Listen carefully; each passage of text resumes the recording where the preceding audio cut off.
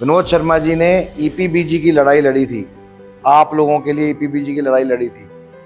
उसमें जो नौकरियां लगी सरकारी, वो नौकरियां लगाने का काम इस सरकार के अंदर 2014 के बाद हुआ है।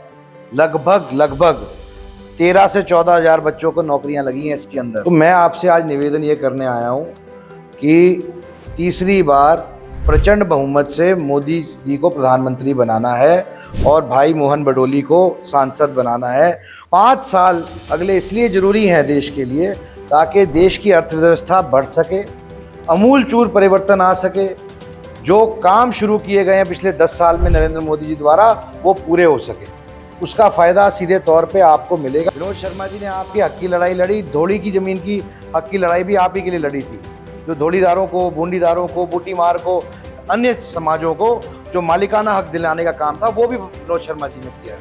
इसलिए भी निवेदन करना चाहता हूं कि जो लड़ाई शुरू की विनोद शर्मा जी ने, उस सरकार में पूरा होने का काम किया। चाहे वो ईपीबीजी की नौकरियां है ही हो, चाहे वो धौली की ज़मीन का हक हो, चाहे वो इंटरव्यू सिस्टम ख़त्म करने की बात हो। लगभग 800 बच्चे ईपीबीजी के रह रहे थे जिनकी नौकरियां नहीं लगी थी। सारों के प्रयासों से पिछले कुछ महीने के अंदर 650 बच्चों की नौकरियां भी लग गई हैं। 150 जो बच्चे हैं वो भी लग जाएंगे अगले महीने। रही बात तो मोहन भडोली जी को आप, क्योंकि ये देश का चुनाव है, उनको वोट दें, सक्षम बनाएं ताकि मोदी सक्षम बने, ताकि देश सक्षम बने। अगर देश ताकतवर होगा तो आपको ताकत आएगी, आपके लिए काम कर सकेंगे। दिन हो रात हो, मैं आपके लिए हमेशा तैयार हूं। मेरे घर के दरवाजे आपके लिए खुले हैं। और ये मौका बहुत ही ज़रूरी मौका है लोकतंत्र के लिए, क्योंकि ये प्रधानमंत्री का चुनाव है। ये देश को दशा और दिशा देने का चुनाव है, जो तय करेगा कि अगले 5 साल में कैसे कानून बने। मेरे को सौभाग्य मिला भगवान राम के मंदिर अयोध्या जाने का। प्राण प्रतिष्ठा के दौरान मेरे को न्योता मिला था। जब मैं गया वहाँ बहुत ही सुंदर दृश्य था। कभी सोचा भी नहीं था कि मंदिर देखने को पूरा मिलेगा। कृपा थी भगवान राम की कि देखने को ऐसा दृश्य मिला। जब मैं वापस आया तो सदन के अंदर एक चर्चा हो रही थी। राष्ट्रपति जी का अभिभाषण था। इसमें उन्होंने राम मंदिर का वर्णन किया 5-6 बारी।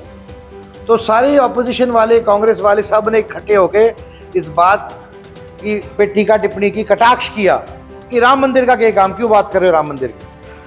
तो मैं खड़ा हुआ और मैंने ये बात की कि भाई ये हमारा आस्था का विषय नहीं है, सिर्फ ये हमारी संस्कृति का विषय भी है। मैं हरियाणा से आता हूँ।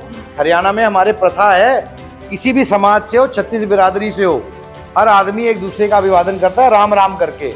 ये नहीं देखता किस समाज से है, किस धर्म से है, किसे। हमारे यहाँ प्रथा ऐसी है कि हम राम राम करके अभिवादन करते हैं।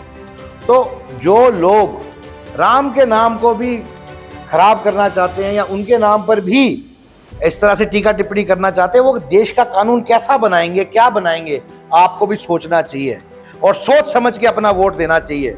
क्योंकि जो वोट आप दोगे वो देश में वैसे ही कानून बनेंगे, वैसी ही सोच आएगी। तो मेरा आपसे निवेदन है कि नरेंद्र मोदी को तीसरी बार जिताओ, भाई मोहन भडोली जी को जिताओ, ताकि सक्षम सरकार बन सके देश के अंदर, जो आप लोगों के लिए काम कर सके। बहुत बहुत धन्यवाद।